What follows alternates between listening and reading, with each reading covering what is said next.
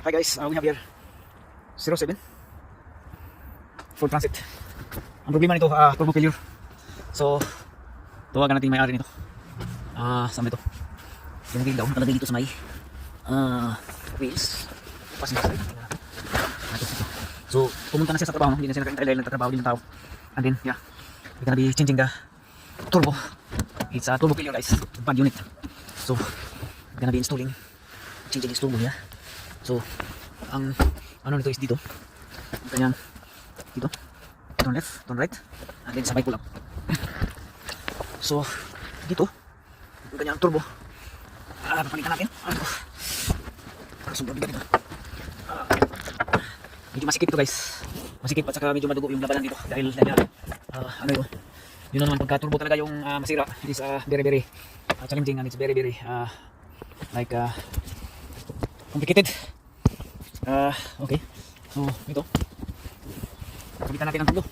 Since natagal na itong nag-PM sa atin. At sinabi natin na meron siyang turbo problem ng kanyang sasakyan. And then ito nga, bumili siya ng new unit. New unit ng turbo niya. So titingnan natin yung turbo. Okay. So, we'll see. So guys, ito yung kanyang turbo. Talagang tinupad niya yung sinasabi natin. I suggest him to buy new turbo unit since kanyang, yung impeller kasi nito guys, yung kanyang lumang impeller sa turbo unit dati na diniagnose natin. Dito, yung cartridge niya dito is may plain ano. So I advise him to buy a new turbo and now he's getting the new turbo. I think this is from the internet like. And there are two types of turbo. One is electronic wastegate. And this one here, that what we have here is like the vacuum unit. Like the wastegate will open up through vacuum system, pressurized. Okay, and yeah, it's a brand new unit, very brand new. Okay, so now this is the rod, connecting rod or link through the wastegate that will open up the burst here, turbo burst. Okay, and this is the return oil pit, return pipe for the oil, and this one here on the top is the oil pit. And this is very challenging also to put in place because you need to be like precision here, otherwise you're gonna pack up the thread and it brings a nightmare. We sit aside this one, put it aside. Okay. And we have here, we also advise him to buy a gasket, so that will prevent the further this leaking. So here now, the thing is, I don't know where he put the freaking bolt here. The bolt is here, but it's damaged, so we're gonna need a new bolt. Okay, so we'll begin. So first thing first, we're gonna remove the intake tube here, so it will not be moved disturbance when we put the turbo in. Okay, so yeah.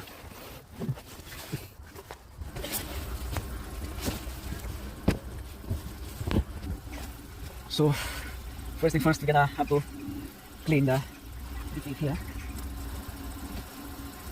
This is where the turbo sits in here. It has to be clean. Free of grease and whatever on it. Has to be clean. And also the manifold. Okay. Everything. And then yeah. Hello. How are you? Hello. Yeah. I have the turbo here. Huh? I have the new unit here. Yeah. So this is the new unit for the turbo, yeah? Huh? This is the new one. That's the one, Yeah, okay. So, yeah. I get it from there. So yeah, I'm gonna be installing now. Okay, we'll go ahead. Okay. No worries, yeah. Okay. Okay. No, I'm okay. Yeah. Okay. And then we have here new gasket. And then yeah. You did the mess in there? What? Okay. No worries, man. No worries. We need to do what we need to do, okay? Okay. So, yeah. Okay. So this is the oil pit pipe here. Okay, leave it alright. Yeah. And this is the return. Yeah, no worries, yeah. This is the return pipe. Obviously nilagyan ng, kung sino maglagay nito, nilagyan ng silicone. So, whatever you do guys. Not yet, but I will see later on. Okay? Yeah. Whatever you do guys, don't put the silicone on your turbo thing because it will make mess. Like, see that? I'll show you. That is obviously the silicone in there. See that? That's silicone. So don't ever put silicone on the turbo. That's why the turbo get damaged, because it's blocking the oil galleries or oil passage getting into the bearing. It block, and the turbo will be hunger of oil. And once it is hunger of oil, then that will gonna worn out the bearing inside or the impeller. So that is the reason why the turbo get packed off. See this? Don't put silicone on the turbo. Whatever it is, if it needs a gasket, then buy a new gasket rather than to put the silicone on it. Silicone doesn't bring good to the turbo. So that's the scenario here. That may be the reason why the turbo is fucked, because it's hunger of oil. And once it is hunger of oil, I hope there is no metal part that goes in here, because this was open when we get in here. So I hope there's no freaking bolt that goes in there. So this is the old one. Yeah, and we're gonna use a wire brusher. You have to wire brush the things in here. Make that clean. So, wire brush. And then here.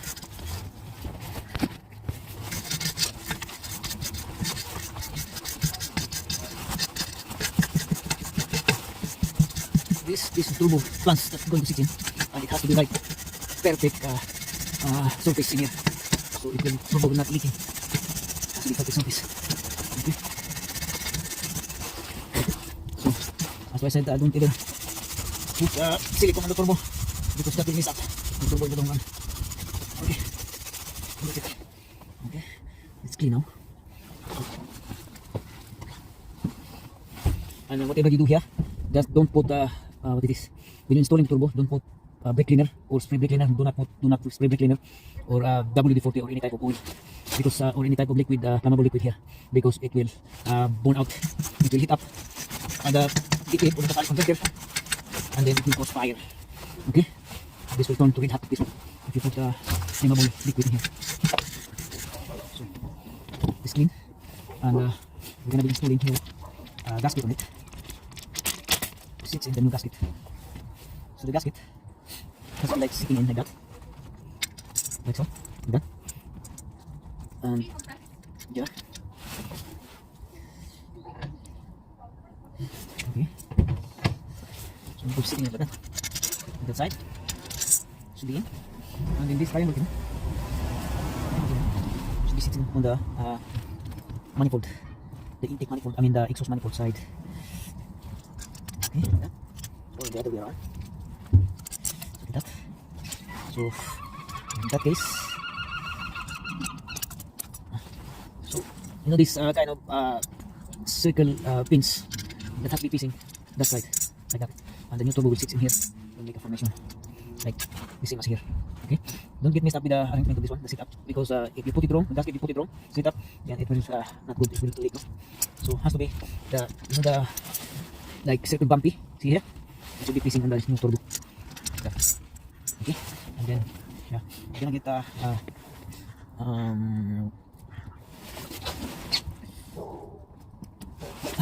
nut for the turbo.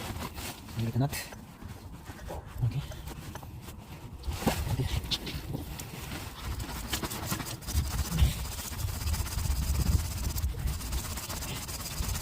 For the turbo here, the turbo nut has to be tapered like some kind of heat resistance. Okay, we need to, and then yeah, right.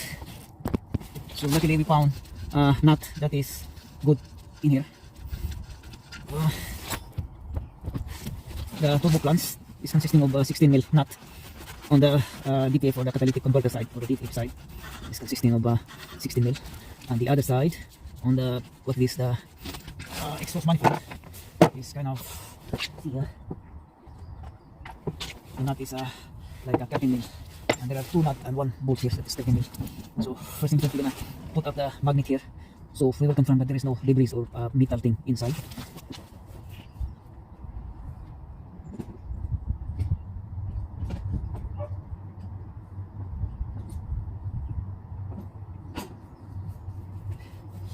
So we will confirm that there is no metal, that is metal object that is inside here. So we put up the magnet. As you can see, there's a lot of metal thing in there. Okay, so we don't have to pack up the job, guys. So we will make sure that there is no bolts and nuts or whatever washer nuts inside here. So just take it out carefully, just to confirm. Okay, because we don't have the freaking camera system. So to confirm that there is no metal that sits inside here, just put the magnets. So good job. That's it. And also here. Yeah. Put the magnets here. So there is no metal. We confirm that there is no metal inside here. Since this was open when we were here, so confirm there is no metal or anything. So we're gonna install the turbo now. Magnet.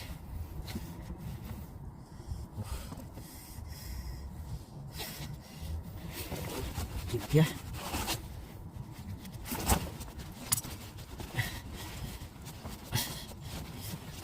Okay. Now the screen.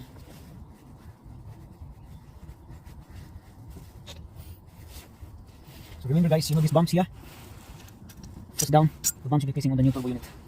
And here, yeah, and then the tricky thing to do, the very challenging thing to do is to install the oil feed pipe. I mean the return pipe, because the bolt here that holds here is gone, and I don't know where to put it. It's gone, so we're gonna be putting a new bolt in here. So before we do install the thing, just make sure to put the cover here, so the bolts or nuts or whatever will not trap in here and we can have a nightmare. So we're gonna put the gasket in here. This is the gasket for the return pipe, oil return pipe. The return pipe should be facing like the gasket, like so. And yeah, so this is very tricky thing, because this is like kind of hard. Indeed, it's a challenge indeed, actually. So,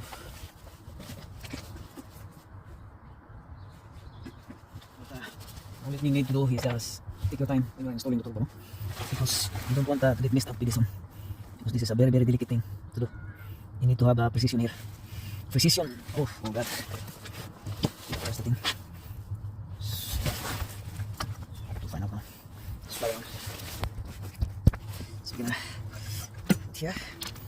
Turbo, they are very tricky to install, because it's on a built-in bolt spot. So we need to wiggle this thing out.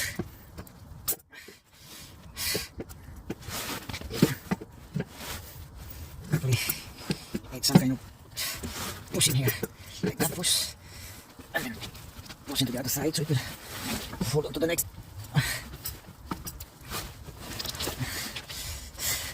So we are in a difficult scenario here, like so.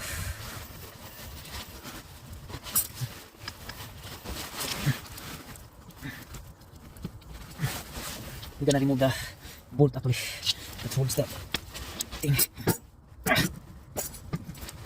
Okay.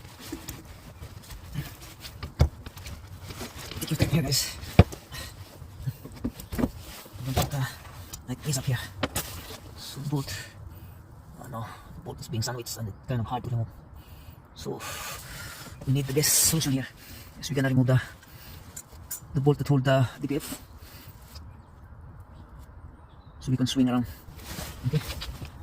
So to do things, we're gonna have to remove the two 10mm bolt there under holding the DPF and then swing. So we can now install the turbo here, turbo unit. Okay, and then yeah, so we're gonna put the thing here. This is the gasket. Put the gasket here.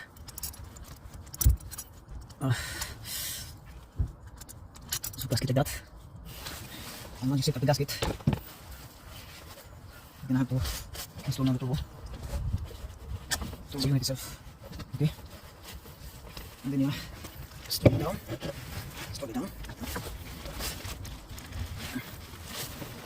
and then obviously in the two hands here, and once it's in like that, you put the bolt that's holding the turbo first. So this one here, this could be this is very long bolt. You're gonna need a shorter one. So ang istorya kasi nito guys, nawala yung mga bolt and nuts. So pinag-ano na lang natin, hanapan natin ng bolt and nuts na lang. So ginawa natin dito, yan. And then, yeah. And installing the turbo now here. And then, I don't know why it's not coming on. Seems like you're gonna check the thing is not happy. Check the bolts. See nila? Let's do it precise, guys. Okay, and then here, I'm gonna push. So that's obviously it's a bigger. We need to try here. Oh, it's not going in. Yeah, it is going in, but need some kind of precision here. Okay.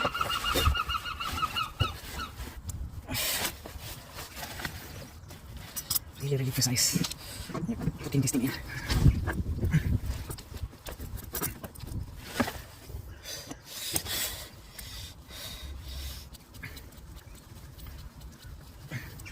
So everything has to be tightened by hand, so as to speak, so we don't mess up with the thread here.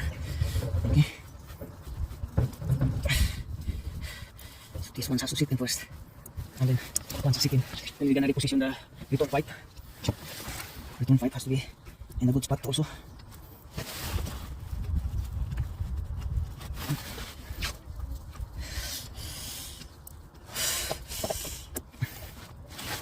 It's very, very tricky and kind of very difficult thing. So what we're gonna do here is we're gonna loosen this up because it's kind of, it's not, we're looking after the position of the return pipe has to be the 0-0 position as well. So we some kind of readjust this turbo intake.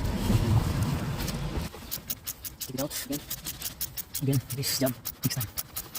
There's no rason na magmamadaliin natin ito dahil once we pack up the thread then that should be expensive, so we need precision here, so we're gonna take time, but we'll do everything to make this thing sit up correctly. The good thing here is we have the bolt and nut for the turbo because the owner blows the bolt and nut on this one, so we have to make things right here so we can reposition this thing because we need adjustment in order the turbo has to be sitting properly. Okay, again. So what we're doing here guys is we're gonna repositioning the return pipe. So this is very, very tricky job. We're gonna put the return pipe first thing in before anything, so there will be no problem on putting the return pipe straight away. So here is the return pipe here. We're gonna install. Okay, so it should be in by now. Return pipe is having a 10mm bolt, 10mm, and believe me, putting this in is very nightmare. You cannot see the full view of it. Instead, you're gonna have to feel it. To put this in. Oh God, believe me, very, very nightmare. Very, very hard. But we will not give up until we get done. Until we get this thing done. Let's see. Looks like we're in business. Looks like it's in.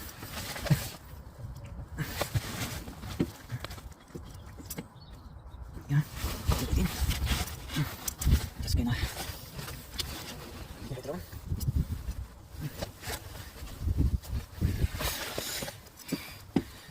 No, it's not in yet.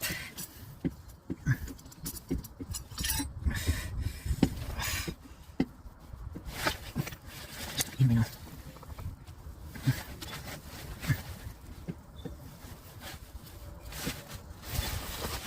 What we're gonna do is we're gonna have to look under. We will see if we can find some direct space in there. So it's in. We're gonna tighten up the return pipe now. We just put a gasket on this one. So remember, when you're putting gasket, do not put a silicone or whatever. Because that will mess up the turbo guys. It will block the oil passage directly from the turbo and it will take trouble. Okay, tighten both sides. Try to balance. Tighten both sides.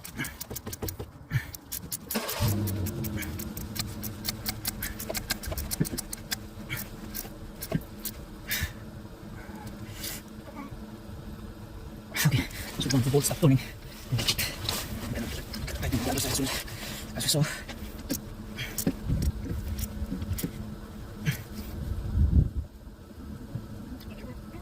Okay, that's it.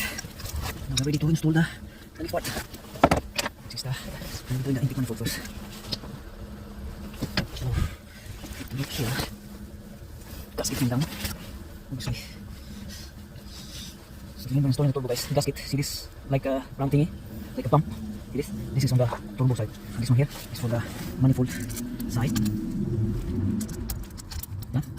And then once you set up the return pipe, then you can put the turbo into the manifold. This is kind of hard, but as I said, we don't surrender until we get this thing done. Okay, next one, like that. Tight it down. Tight it down. Okay. It's kind of big challenge really on installing turbo. Okay.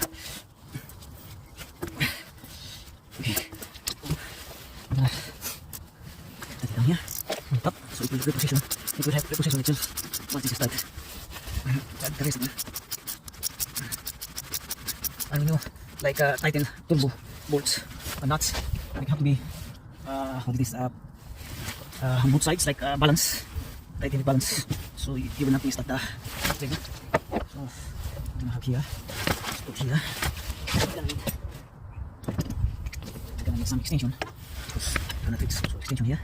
This is 13 mil nut. Okay, so here we're good. We're good, guys. We're good. Another one. On the other side. So there are three up here. Three put na. Couldn't see the other one. It's very hard to. So we're gonna put it on here.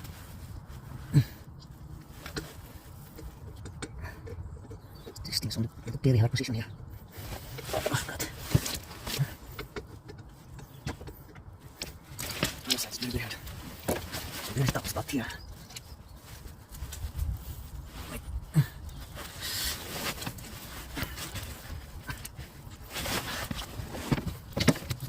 Sorry. To cover the thing here, so the nut here will not fall off the inside. So this one here is very, very tight position. Space is very, very tight. And so, what will you get through? Should be in by now.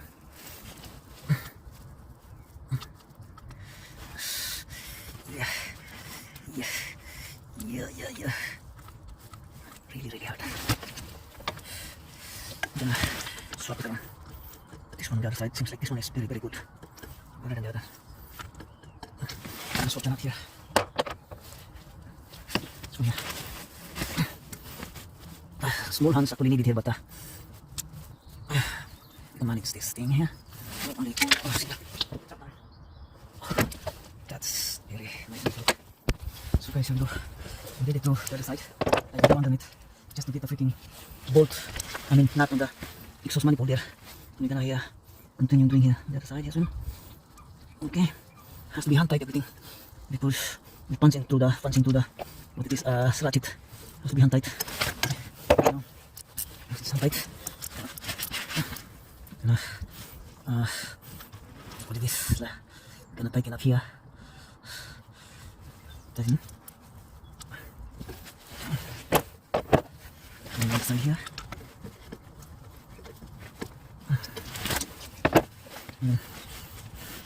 Take this out.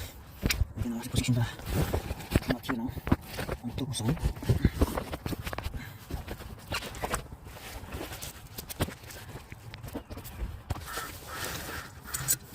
So we're gonna position here.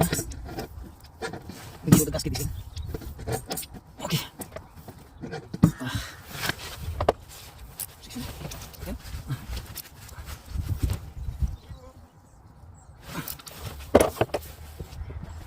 So once the nut is stops turning, that's it. Stop it. Now taking this down here.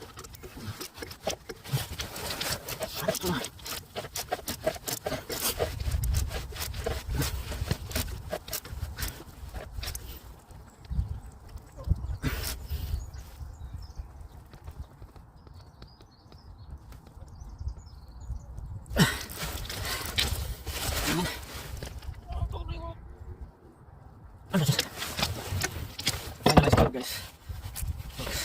Finalize here.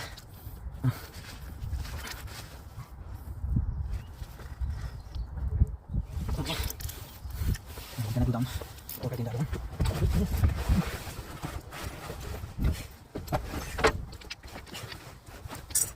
It's a very big thing here. Oh, God.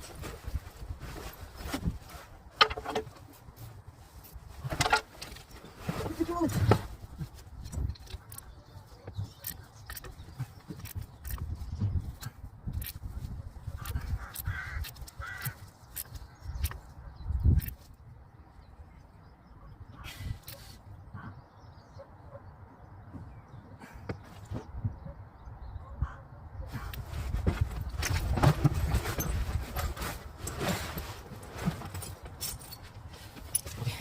It's down there. Now we're gonna put the position for this one. Put the nut, I mean the nut, yeah, on both sides. Put the nut on both sides. And put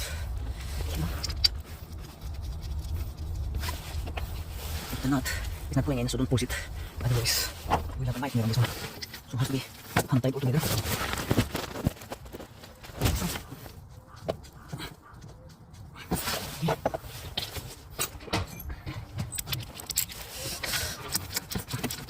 Bring like this. Yeah.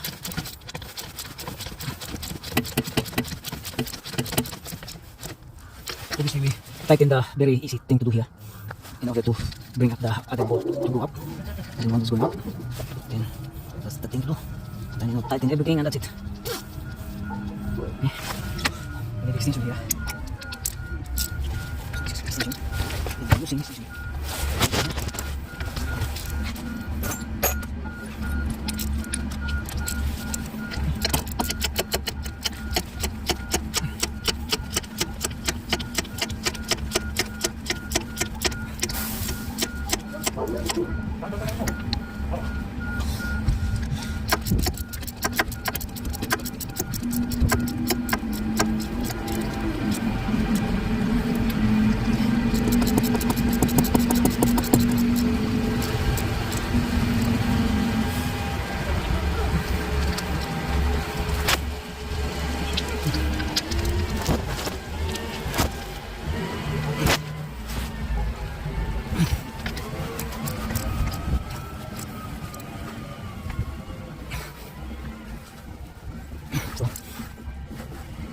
So my law or my rules on bolts or nuts, like once they stop turning, then that's it.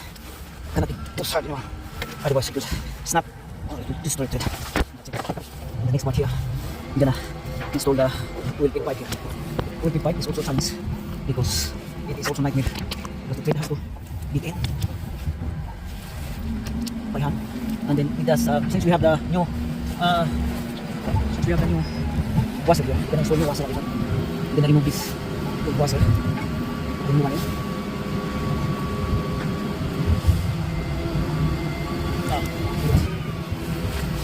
This washer next bolt.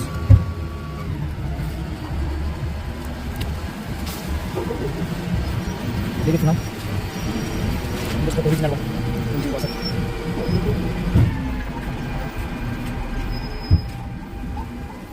So that's easy. This is the banjo bolt here. Banjo bolt. That's the bring the oil feed in there. Banjo bolt. Size this. Banjo bolt has this 18 mil. So itong extension. Hindi na tight na banjo bolt. We hold here. So this is very delicate guys, so you have to be careful with this banjo bolt. Okay, that's tight. Then, yeah. So the last thing to do here is to install the hose for the intercooler. And done.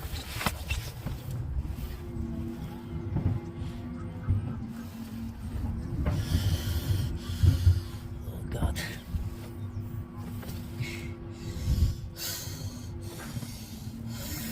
So hose for the intercooler here. Then, find the secret.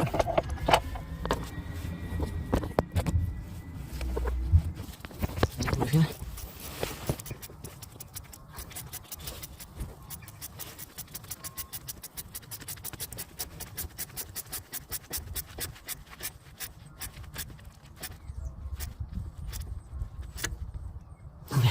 Okay, once the bolt stops turning, then that's it.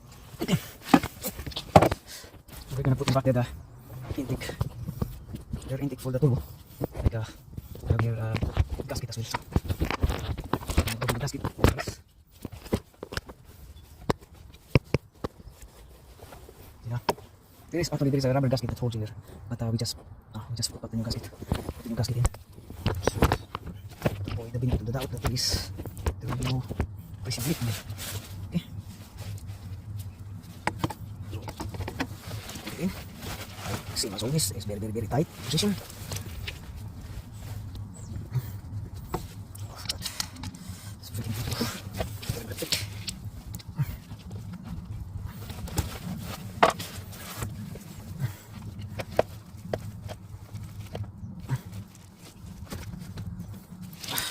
Oh God.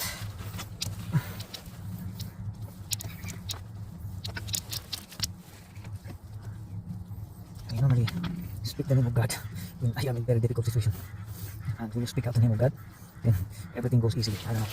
Maybe the powerful name it is, but yeah. Depending on how much you believe, but I believe in God. I don't know about you guys, but me, I believe. Okay, see how easy that. If you speak in the name of God, and everything seems to be like easy. And I think this is 13 years. See?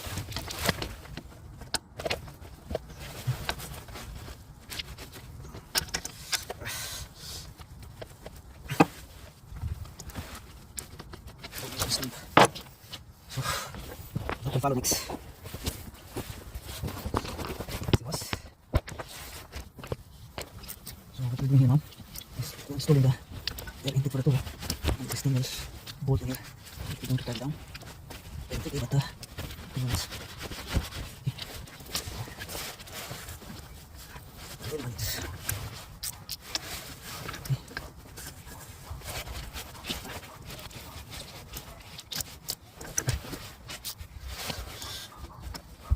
Sustain guys. Inhale.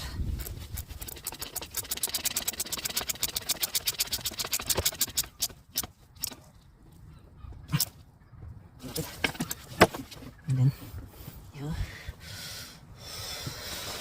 So everything in. Okay, here.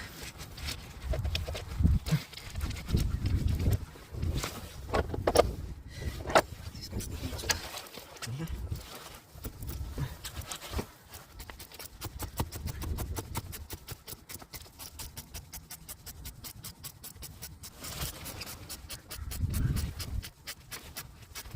Okay.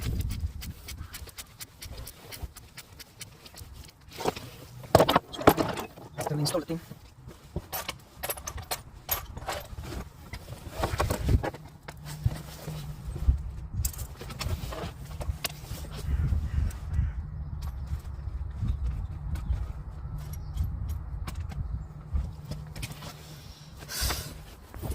so after we install, we're gonna be starting the engine. We'll see if the turbo's working very good. If it's working very good, then that's good news. We should be saying, we should be witnessing the wastegate in there as we kick in. But before that, we're gonna check the oil first, because oil is very vital for the engine. Checking the oil. Oh fuck! There's no oil in this. As you can see, there's no oil. Fucking hell! So how come the turbo will get in here? There's no oil. So put up oil here. First we connect the. This is the breather, guys. Breather and install like that. Okay, and then this one like that. So first thing first, we're gonna put up oil. And there's no oil in this thing. This is the last thing to do in here. See the bracket here? This is the bracket for the deflate. And then this is not aligned. So what you can do is loosen this up. These two bolts that is attached on the engine block. Loosen this so it will take position here. And then once it takes position, then you're gonna tighten it up. That's you're holding up the thing there, the deflate. Okay. So the reason why, so there will be no fighting each other, like there will be no pulling out when you do this thing. Okay. So loosen up. Loosen this one. Enough to have the clearance. Put the bolt in here. That's the reason why we're gonna do this thing here. So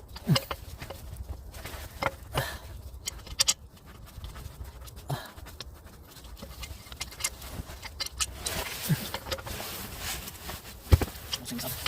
Take the whole lot.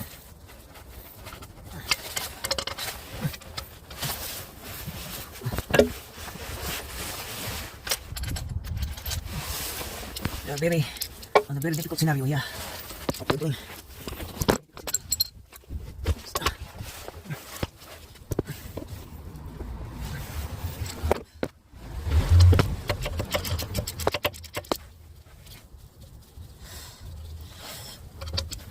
I need to put this thing right, so we will not mess up the position on the freaking defib, and they will not fighting each other once we put it up. Right, see this here? This has to be in this side. Like that. Like sandwich in between. So we sandwich. Like so. That's it. And once it's inside, then you can put down the bolt. Oh.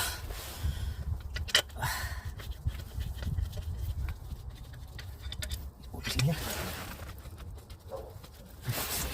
And this long bolt. Again, it should be hand tight, so we don't have problem with the thread at all. So here. Okay.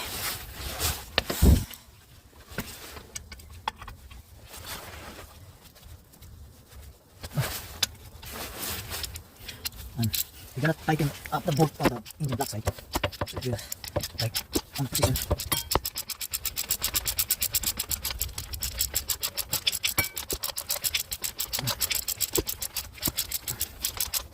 Okay. And then abang kami daw lovely.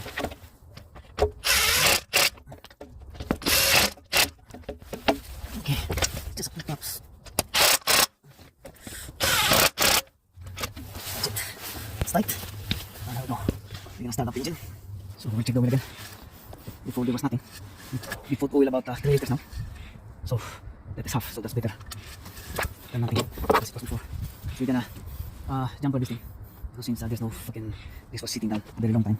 So I'm sure the battery is dead. So we got the jumper lid set up, as you can see there. And then we'll start the engine now. Should be good.